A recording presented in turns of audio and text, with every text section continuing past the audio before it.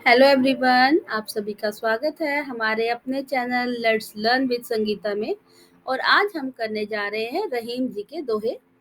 आज हम रहीम जी की पहले जीवनी देखेंगे, फिर उनके दोहे पढ़ेंगे और फिर उनके कुछ प्रश्न उत्तर करेंगे, उनको विस्तार से पढ़ेंगे।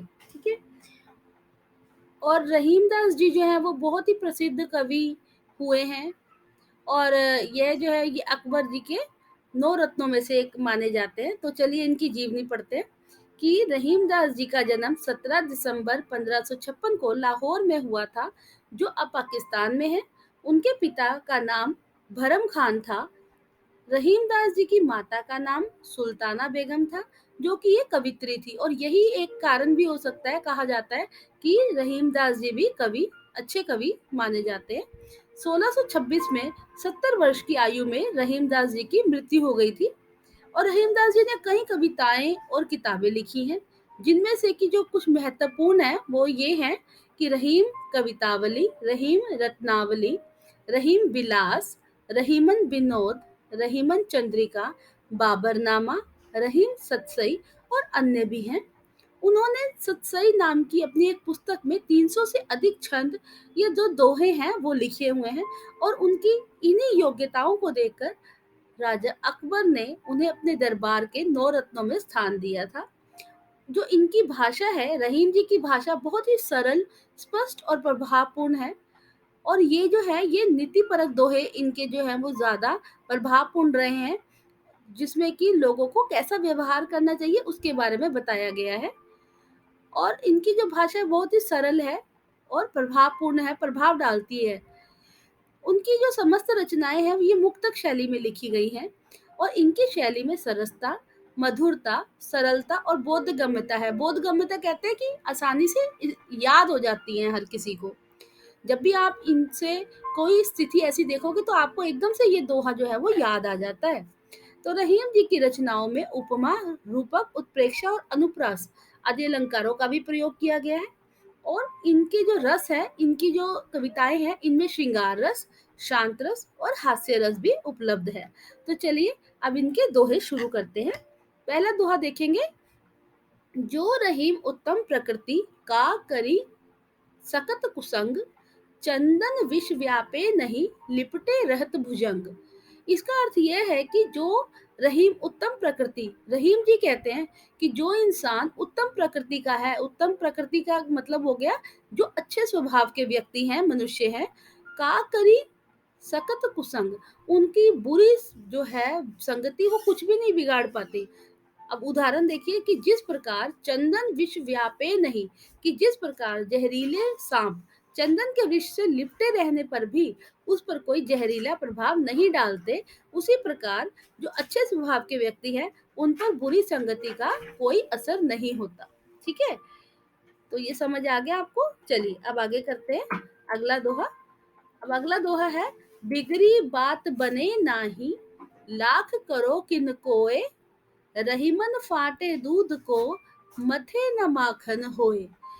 अब इसका अर्थ जानेंगे कि मनुष्य को सोच समझकर ही अपना व्यवहार करना चाहिए, क्योंकि किसी कारणवश यदि बात बिगड़ जाती है तो फिर उसे बनाना बहुत ही कठिन हो जाता है।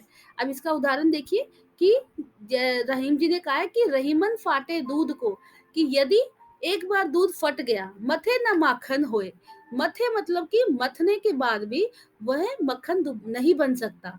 तो उसी प्रकार से अगर हम अपने व्यवहार में कोई गलत व्यवहार किसी के लिए इस्तेमाल करते हैं तो और वो बात बिगड़ जाती है तो वह दोबारा नहीं बनती। तो इसीलिए हमें हमेशा ही सोच समझकर जो है वो अपना व्यवहार करना चाहिए। ठीक है। चलिए अब अगला देखते हैं। अगला दोहा है। रहीमन धागा प्रेम का, मत तोड़ो चटकाए, टूटे से फिर ना जुड़े, जुड़े तो गांठ पर जाए। तो इसका अर्थ है कि रहीम जी कहते हैं कि प्रेम का जो नाता है वो बहुत ही नाजुक होता है, बहुत ही कोमल होता है। इसे झटका देकर जो तोड़ना है जो है वो सही नहीं है, उचित नहीं है। यदि प्रेम का धागा एक बार टूट जाता है तो उसे फिर मिलाना बहुत ही कठिन हो जाता है। और यदि वह मिल जाए तो टूटे हुए धागे के बीच में गांठ पड़ जाती है। उसी प्रकार जो प्रेम का नाता है वो अगर एक बार टूट गया तो उसके बीच में जैसे गांठ पड़ जाती है ना, वो हमेशा बीच में आती रहती है। तो उसी प्रकार से जो प्रेम का एक नाता है, अगर वो एक बार टूट गया तो वो दोबारा उसको नहीं जोड़ा जा सकता, जिस प्रकार की धागे को दोबारा नहीं जोड़ा जा सकता। और हाँ, जो पहली बार मेरे चैनल पर आया है वो मेरी चैनल को सब्सक्राइब कर लें और वीडियो पूरी देखें। और अगर वीडियो पसंद आए तो लाइक, शेयर और कमेंट ज़रूर करिए। चलिए, अब अगला देखते हैं। अगला है, रहीमन देखी बढ़ेन को, लघु न दीजिए डारी, जहां काम आवे सुई, कहाँ करे तलवारी। अब रहीमन देख बढ़ेन को, लघु न दीजिए डारी, इसका अर्थ यह है कि रहीम जी कहते हैं कि हमें बड़ी वस्तु को देखकर छोटी वस्तु को फेंक नहीं देना चाहिए। लघु न दीजिए डारी, हमें जो है वो छोटी वस्तु को गिर नहीं देना चाहिए। कि जिस प्रकार की जहां काम आवे सुई, कहाँ करे तलवारी, कि जिस प्रकार की जहां पर छोटी सुई का काम है वहां पर तलवार बेचारी क्या कर सकती है। इस दोहे के माध्यम से रहीम जी यह बताना चाहते हैं कि हर व्यक्ति का, हर वस्तु का एक अपना महत्व होता है। ठीक है? तो जहाँ हमें सभी जो लोगों को या सभी जो भी हमारे पास चीज़ है, जो भी हमारे पास लोग हैं, उनको एक अलग स्थान देना चाहिए। उन सब वो सब एक जैसे नहीं होते, ठीक है? अगर कोई गरीब है, हम कहें कि इसका क्या हमें लाभ है, इसको तो हमें हमसे दोस्ती करने का कोई अर्थ ही नहीं है, तो नहीं, ऐसा नहीं है। हमें हर किसी को जो है वो पूरा महत्व देना चाहिए। जिस प्रकार की जहाँ पर छोटा जो चीज़ है वो इस्तेमाल करनी चाहिए, वहाँ पर बड़ी चीज़ का कोई भी लाभ नहीं है। जहाँ पर कि जो है सुई जो है वो इस्तेमाल आ रही है, वहाँ पर तलवार क्या करेगी। अब कपड़े अगर आपने सिलाई करनी है, तो अगर आपको वहाँ पर तो सुई का इस्तेमाल करना पड़ेगा, आप तलवार से तो कपड़े नहीं सिल सकते। उसी प्रकार से हमें जो है वो अपने सभी लोगों के साथ जो है वो अच्छा व्यवहार रखना चाहिए। सबको एक समान ही समझना चाहिए कि हाँ जी, जो छोटा भी हो चाहे बड़ा भी हो, उन सब का अलग-अलग महत्व है। ठीक है? अब इसके बाद अगला देखिए, ये काफ़ी इम्पोर्टेंट है, पेपर में भी देखा होगा आपने, आता है ये कि तरुवर फल नहीं खात है, सरवर पीहे ही न पान, कहीं रहीम पर काज हित, संपत्ति संचही सुजान। अब इसमें अर्थ देखिए कि तरुवर फल नहीं खात है, कि रहीम जी कहते हैं कि जो पेड़ है, वृक्ष है, वो अपने फल कभी खुद नहीं खाता है। सरोवर पीहे ही ना पान, और जो सरोवर है वह अपना पानी कभी नहीं पीता है। ठीक है? जबकि उसके पास तो इतना सारा पानी है, वो अपना पानी कभी नहीं पीता है। कहीं रहीम पर काज हित, तो इसी प्रकार से जो अच्छे और सज्जन व्यक्ति होते हैं, संपत्ति सहित सुजान, वे दूसरों के कार्य के लिए संपत्ति को संचित करते हैं। मतलब कि जिस प्रकार की पेड़ अपने फल नहीं खाता, सरोवर अपना पानी खुद नहीं पीता, उसी प्रकार कि रहीम जी कहते हैं कि जो अच्छे और सज्जन व्यक्ति होते हैं, वो दूसरों के लिए हमेशा ही झुके रहते हैं, उनके लिए हमेशा ही संपत्ति संचित करते हैं, उनको इकट्ठा करते हैं ताकि उनका लाभ हो सके। ठीक है? तो ये काफ़ी अच्छा दोहा है, नीतिपरक दोहा है बहुत ही। अब इसके बाद है, दुख में सुमिरन सब करे, सुख में करे न कोय, जो सुख में सुमिरन करे, तो दुख काहे को होए।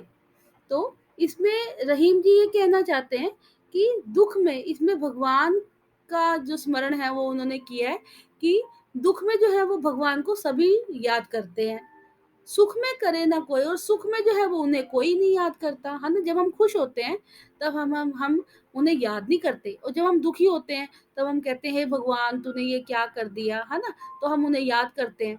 तो वो कहते हैं कि अगर हम उन्हें सुख में भी याद कर लें भगवान को, तो हमें दुख होता ही नहीं है। तो भगवान हमारे ऊपर कभी भी दुख नहीं लेकर आता, अगर हमें उन्हें सुख में भी हम उन्हें याद करें तो। ठीक है?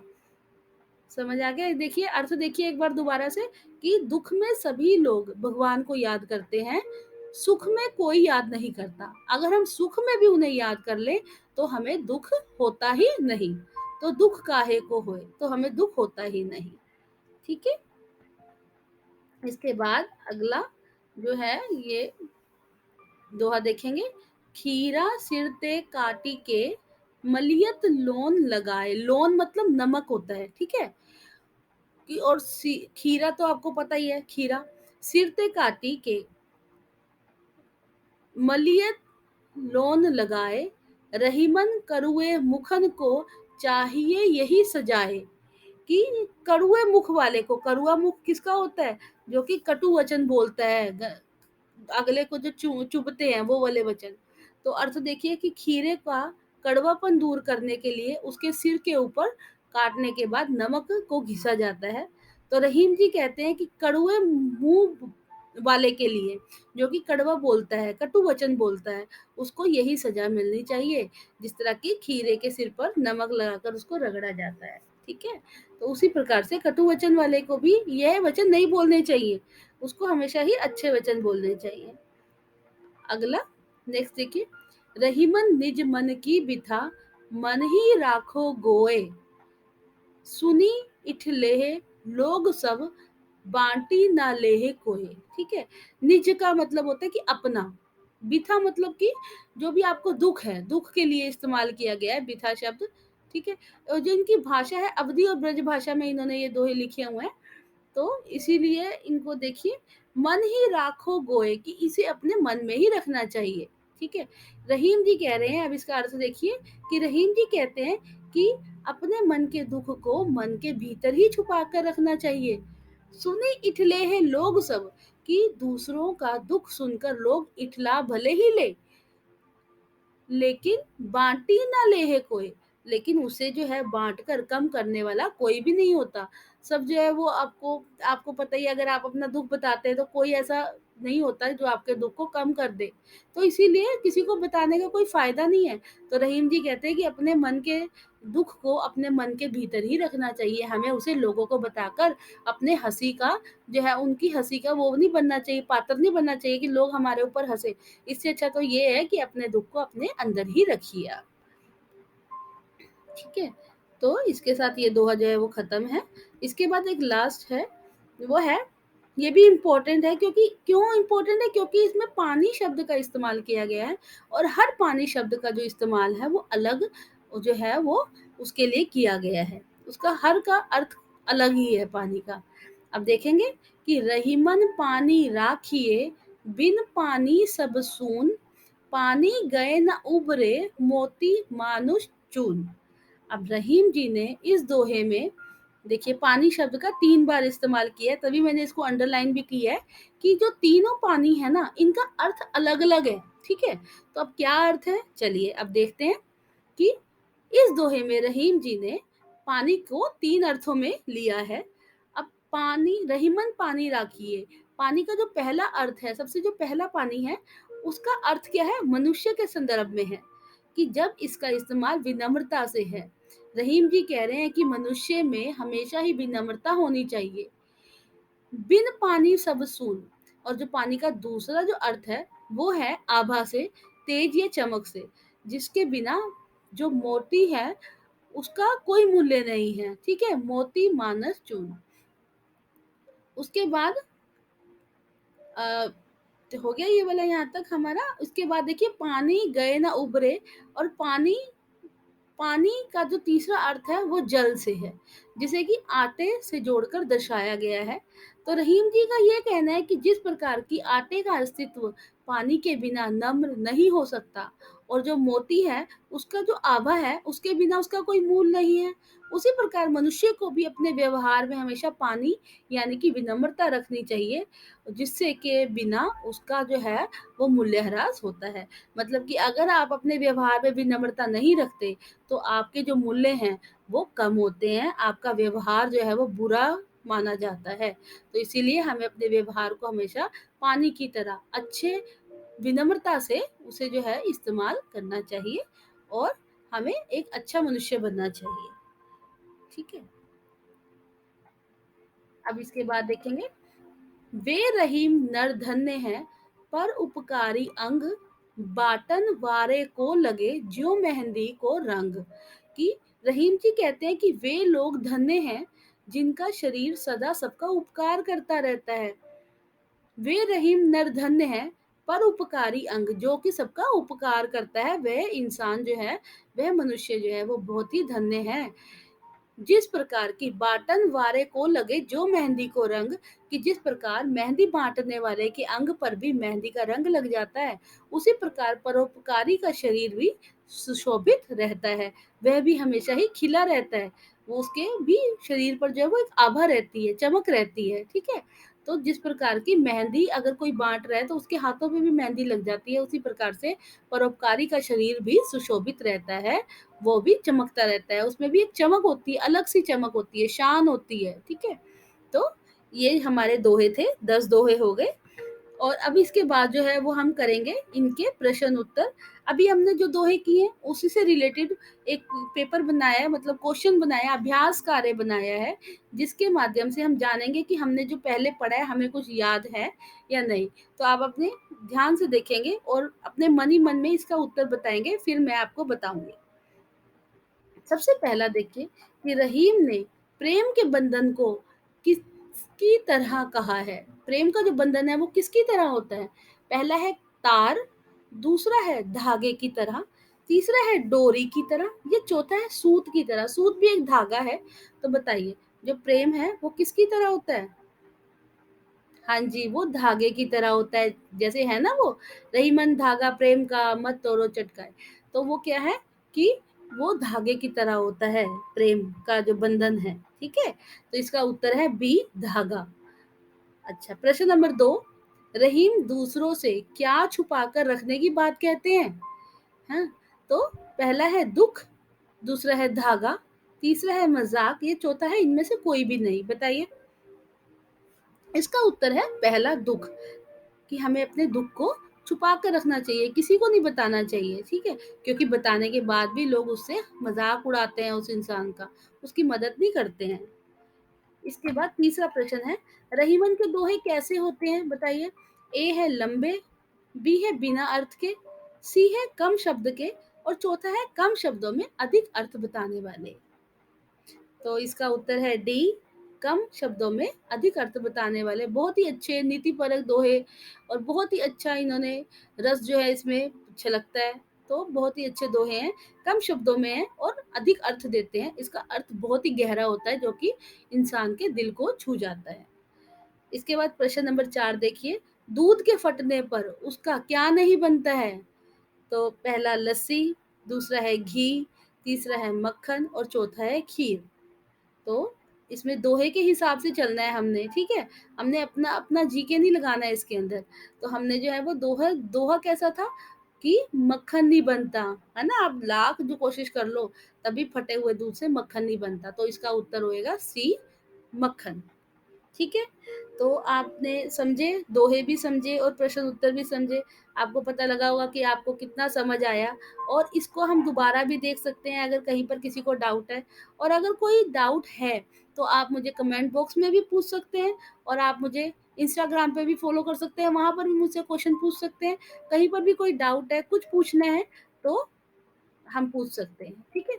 अब प्रश्न नंबर 5 देखिए, बात बिगड़ने पर क्या होता है? पहला, बात फिर नहीं बनती, दूसरा, बात फिर बन जाती है, तीसरा, बात टाल दी जाती है, और चौथा, बात दोहराई जाती है। तो अगर बात एक बार बिगड़ जाए तो वह बात दोबारा नहीं बनती, ठीक है। तो इसका उत्तर है ए। ए इसका उत्तर है कि बात दोबारा नहीं बनती, बात बिगड़ने पर। अगर एक बार बात बिगड़ गई तो आप लाख कोशिश कर लो, वह दोबारा नहीं बनेगी, ठीक है। अब इसके बाद देखिए प्रश्न नंबर 6, सुई की तरह क्या काम नहीं आता? जैसे सुई है, सुई कपड़े सिलने के काम आती है। तो और इनमें से क्या चीजें हैं जो कपड़े सिलने के, मतलब मान लीजिए आप एक उदाहरण कि वो उस काम नहीं आती। पहला तो तार, तार से भी हम जोड़ सकते हैं, चलिए ठीक है मान लीजिए। धागा, धागा तो है ही। डोरी, डोरी से भी जोड़ सकते हैं, हम किसी चीज को बांध सकते हैं। तलवार, क्या तलवार से हम बांध सकते हैं? नहीं। तो सुई की जगह जो है वो तलवार काम नहीं आ सकती। तो इसका उत्तर है डी, तलवार, ठीक है। और आपको ये मुझे आशा है कि आपको ये सारे के सारे दोहे समझ आ गए होंगे। हमने प्रश्न उत्तर भी किए ताकि आपको वो डिटेल में समझ आ जाएँ और अगर आपको कोई भी डाउट है तो आप कमेंट बॉक्स में मुझे पूछ सकते हैं। और अगर चैनल पर पहली बार आए हैं तो प्लीज़ इसे सब्सक्राइब करिए क्योंकि व्यूज़ तो बहुत होते हैं बट सब्सक्राइब में रह जाता है वो। तो और जिन्होंने पहले सब्सक्राइब किया हुआ है वो तो किए ही हुआ है। जो नए हैं व्यूअर्स वो प्लीज़ इसे सब्सक्राइब करिए। Thank you for watching. अगली वीडियो के जब तक नहीं आती है तब तक के लिए thank you, bye, take care.